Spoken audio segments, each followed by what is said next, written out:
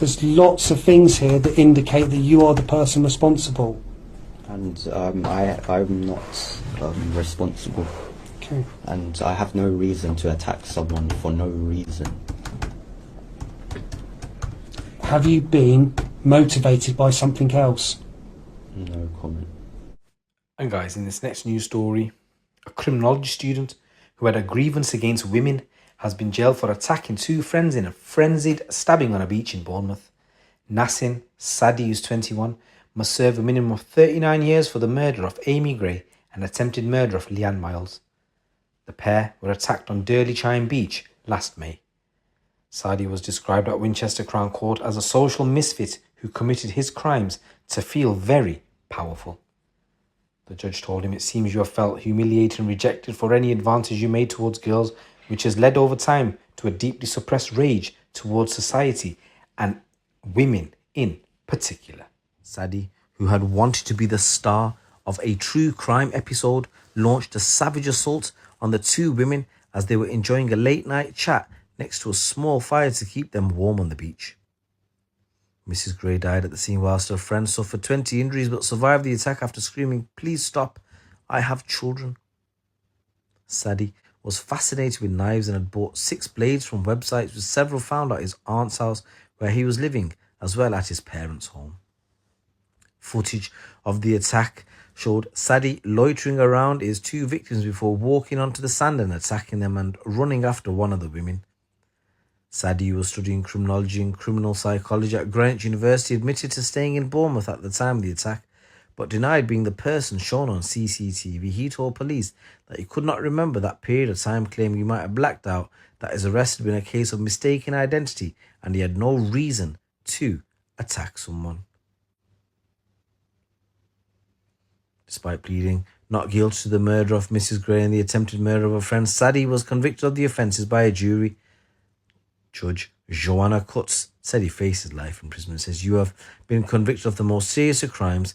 As you've heard, there is only one sentence which should expect to follow the verdict of the jury, and that sentence is of life imprisonment. You should be under no illusions. The minimum term in this case will be of considerable length." As the verdicts were delivered at Winchester Crown Court, Saadi hung his head and he did not show any emotion. In a statement read out in court, Sean Gray paid tribute to her late wife, Mrs. Gray, and praised medics who helped her. The statement was read on her behalf and said, "I want to take this opportunity to thank all of Dorset Police, the jury, prosecution team, the medics, and first response teams, to each and every person who helped bring Amie the justice she deserved. Amie will never be forgotten. She touched the lives of so many. The immense support and love shown by everyone reflects just that. Amie's life has been brutally taken, but now she can rest in peace. Her strength lives on in us all."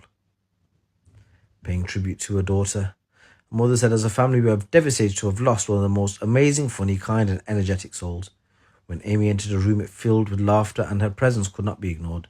She was beautiful inside out, and there are no words that can express how empty our lives are without her." Said this is about us getting answers, finding the truth. Yeah? It's about trying to establish how Amie died, how Leanne was attacked, and why. There's lots of things here that indicate that you are the person responsible. And I'm not responsible. Okay. And I have no reason to attack someone for no reason. Have you been motivated by something else? No comment. I wouldn't attack someone for no reason. So, but do you understand what I mean? Is there something else going on that will be an explanation as to what's then happened? No comment. Your interests? That's related to my university. Okay. Your views towards females? No comment. So I really think you've got some important information here. You've got some answers here that can help us deal with what's taken place. I haven't got any.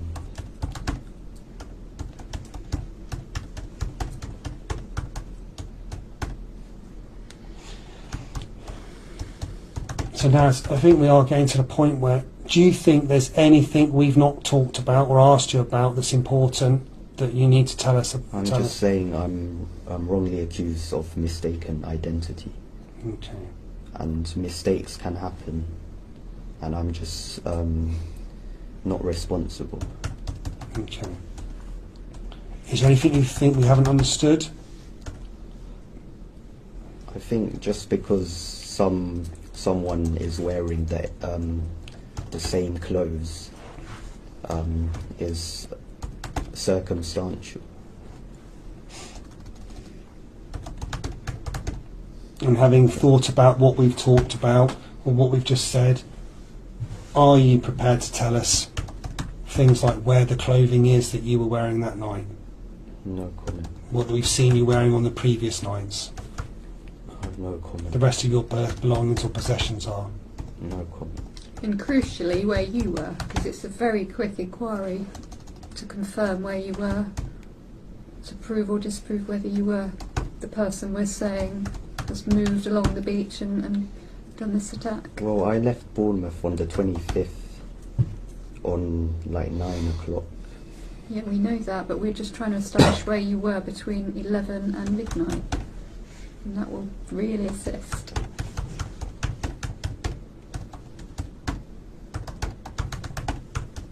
What's preventing you telling us that?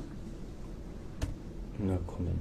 I think what's preventing you is the fact that, as the evidence shows, you are the male that is responsible for the murder and an attempted murder. You were on the beach that night. But there, beaches are like popular places. Many people on the CCTV that you showed me, there were many like people walking. It's not just one person. Were you that one person we saw? No. Okay.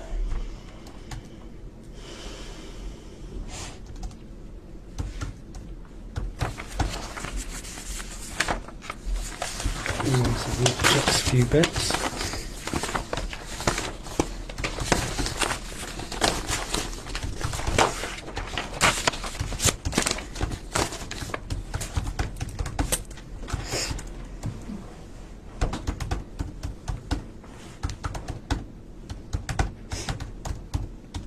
You mean, you've just told us then, haven't you, about the whole going back on the 25th?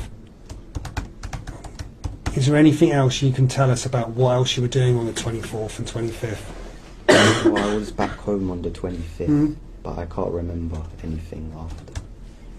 After what? I got home. Okay.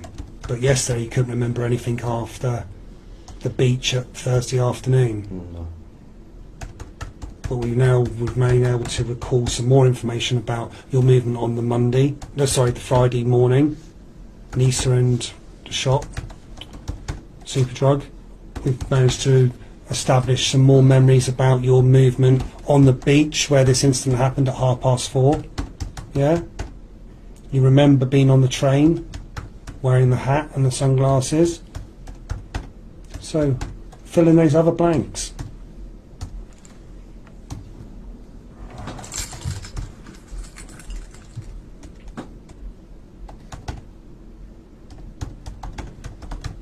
You can't, can you? No. And the reason you can't is because the blanks are, you were the male we've just seen on that CCTV that's been identified as being responsible for what's happened to Leanne and to Amie. Is that a question? Yes. Or a statement? Is that something you'd like to comment on? No. Okay. In that case, is there anything from anyone else? No. Sure there's nothing you want to add or clarify? A 9-day trial at Winchester Crown Court heard Saadi was enrolled as a student at Greenwich University in London, where he studied criminology, but his interest was not precisely academic. The trial heard that Saadi had an interest in true crime, horror movies and knives, which he bought on the internet, and called himself the Ninja Killer for his username on Snapchat. He was found to have obsessed over methods of murder and high-profile stabbings, such as the murder of Brianna Jai, and looked up busiest beaches as he plotted his crime.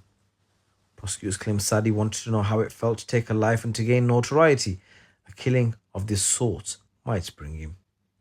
His tutors told the court he had shown a degree of specific interest in matters not related to the subject of his lectures and plied them with questions related to forensics, DNA and self-defense. One of his academic tutors said, Saadi asked her questions on how to get away with murder and asked how often a self-defense argument would go through if a person was attacked. His question prompted her to ask him, "You're not planning a murder, are you?" To which Saadi looked at her cold in the eyes and did not respond. Saadi had taken such an interest in true crime, his lecturers once said to him, "You need to stop with this obsession." In March, Saadi is said to have researched why is it harder for a killer to be caught if he does it in another town and which is the deadliest knife. The following month, he allegedly carried out online searches of the busiest beaches and the following day looked at whether Bournemouth beach was open at night and if sand and pebbles were easy to run on. He even went as far as to search which hotels in the area had CCTV. 2 days before the alleged attack, Saadi went on to the movies to watch The Strangers, which the prosecution described as a slasher home invasion movie where the male and female leads are both stabbed. On May the 21st, Saadi then travelled down from his home in Croydon to Bournemouth, where he checked into a travel lodge which he'd booked in advance, and he was recorded at the beach in the same day in what was described as the first of several visits to survey the scene. On Friday, May the 24th, the victims had arranged to meet at Durley Beach to enjoy a picnic and a drink together in a setting which the friend described as peaceful and calm. She said, whilst they sat in front of the fire pit to keep warm, Saadi loitered behind them.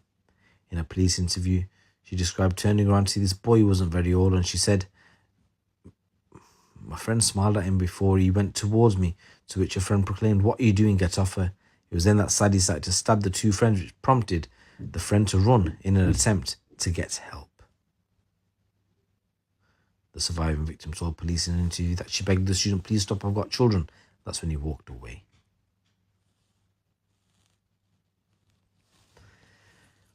Senior prosecutor with the CPS, Benjamin May, said this was a senseless attack which shocked the people of Bournemouth, and our deepest condolences remain with Amie Gray's family. Though both victims were chosen at random, Nasen Saadi's unfathomable desire to carry out murder was backed up by the extensive planning which included going to great lengths to avoid getting caught. Now he's been convicted and faces life behind bars. I hope he will be forgotten. In contrast, we hope that Amy's memory will live on as a much-loved young woman and a pillar of a community who bravely and selflessly defended a friend in the face of a terrifying attack. Detective Inspector Mark Jenkins of Dorset Police said, "The investigation team worked tirelessly for many weeks and months to gather all the evidence, seeking to bring the attacker to justice for Amie. I would like to thank them for the way they have bravely endured the court proceedings in their own way. My thanks go to the CPS and the prosecution team for presenting the evidence gathered by the investigation team in the best possible way. An investigation of this scale is truly a team effort from beginning to end. We fully understand that this senseless murder had a considerable impact on the whole community of Bournemouth and will continue to do all we can to work with partners and tackle knife crime and violence against women and girls in the town, and hope this case demonstrates that we will do everything in our power to ensure offenders are identified and held to account." Starting point for the minimum term is therefore one of 25 years. The offence is aggravated by a substantial degree of premeditation and planning. I am satisfied that you were motivated in part by your attitude to women. A degree of mental and physical suffering was inflicted on Miss Gray before her death. I turn to the offence of attempted murder. I place the offence within Category 2B of the sentencing guideline. It is a case of high culpability by reason of you taking a knife to the scene, intending to use it to kill, and you had planned and premeditated the murder. I consider that you caused serious physical harm to Leanne Miles by inflicting the knife wounds upon her, causing her lung to collapse. If sentencing for this offence alone, the starting point under the guideline would be 25 years, with a range of 20 to 30 years imprisonment. Were I sentencing you for this offence alone, I would sentence you as a dangerous offender, as defined by the Sentencing Act. However, the risk you pose will be managed by the minimum term I impose for the murder offence. For that reason, I will impose a concurrent, determinate sentence for the attempted murder of Miss Miles. As I have said, I will increase the minimum term to reflect that offence. I take into account all that has been said on your behalf. You are still young, You are now 21 years of age and were aged 20 at the time of the offences. I will reflect your youth in the sentence I impose, but there is no evidence that you are any less mature than would be expected at your age. Dr. Rothenberg, in his lengthy and helpful report, has raised no concern about your maturity. You have no previous convictions, although that fact can carry very little weight in offences of this seriousness. As I have already said, you have found life difficult by reason of your autistic traits. I accept Dr. Rothenberg's conclusion that this impaired your judgment and that once you had considered it appropriate to kill another, you would have seen it through. I do not find, however, that this lowers your culpability for these serious offences. As I have already said, you were capable of making a rational decision. You knew what you were doing and that it was wrong. You knew the consequences of your actions. You may, since your time in custody, have recognised that you need help, but there is little mitigation in the fact that you have now accepted your guilt. As I have said, you needlessly put Miss Gray's family and Miss Miles through the additional distress of a trial. You continue to minimise your actions. In truth, there is little, if any, mitigation. Had I been sentencing you for the murder alone, the minimum term would have been one of 34 years, less the time you have spent on remand. The attempted murder of Leanne Miles requires a substantial uplift to that term. The minimum term I impose on count 1, taking into account the 300 days you have spent in custody before today, is 39 years and 64 days imprisonment. On count 2, the concurrent sentence is 30 years imprisonment. Stand up. Nasen Saadi, for the murder of Amie Gray, I sentence you to life imprisonment. You will serve a minimum term of 39 years and 64 days. Thereafter, it will be for the parole board to decide when, if ever, you should be released. If you are ever released, you will remain on licence for the rest of your life. For the attempted murder of Leanne Miles, the concurrent sentence is 30 years imprisonment. For the offence of failing to comply with a notice requiring disclosure, the sentence is one of 21 months concurrent. The total sentence is therefore one of life imprisonment with a minimum term of 39 years and 64 days. The statutory surcharge could be drawn up in the appropriate amount.